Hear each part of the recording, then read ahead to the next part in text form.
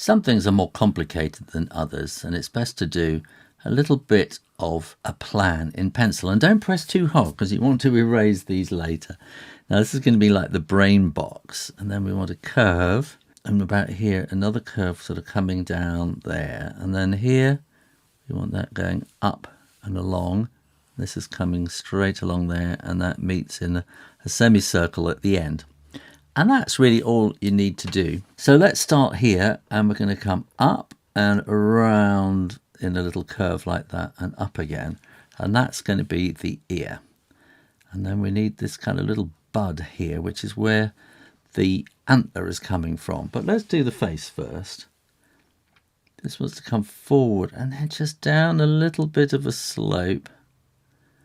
And then kind of down like that.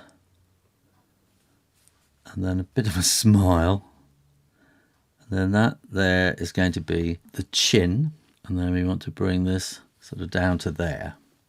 Let's put the eye in while we're at it.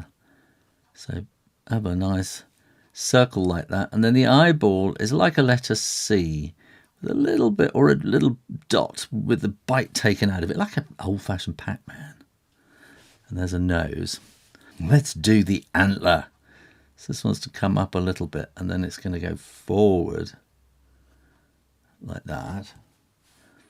And then it wants to come sweeping up and down a little bit like a little hook, and then sweeping up again like that. And then we can come down and like that. And they're kind of slightly messy, these shapes here. And you can kind of do whichever way you want it. So that's the one that's nearest to us, and we'll see something like that on the other side, and we're going to have something very similar coming up there, and that will be something like that on the other side there. And we can just put some little sort of texture in there as well. Now let's come around there down to here, and we're going to smooth out that little hump slightly down a bit, and then you can just flick that into where the tail is going to go. Now come around here, and then we want to draw like a semicircle. Back legs for four-legged animals are really weird things. So come straight down like that, and then we're going to do the thigh here, which is kind of like a great big S shape. It's going to come down to that same point. And here we want to have, well, I think of these like ladies' high heeled shoes, and they kind of go like that there. And then here we're going to want to have the front leg coming down, and when you get to that same kind of point, it wants to get up a little bit and then kind of down forward.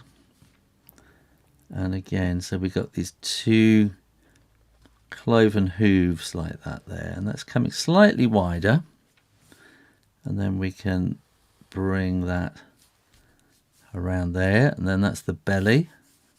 We can do the leg on the other side coming down to that same point like that, and that'll have these little sort of toes, but they're not toes really, and that's also going to kind of go up to there. And let's do their little hoofs, cloven hoofs, so it's a hoof that's split in two, and then we're going to want another one coming down there as well like that. And then all you need to do is to flick that tail in there, get it centered, and then I'm going to put some grass in here. So this is just little random kind of grass marks like that, which will kind of help to put it on the ground. When you are absolutely sure that the ink is dry, you can erase the pencil lines, and hopefully you didn't press too hard. And that is how you draw a fallow deer. Thanks for watching and subscribing to Draw Stuff Real Easy. Bye.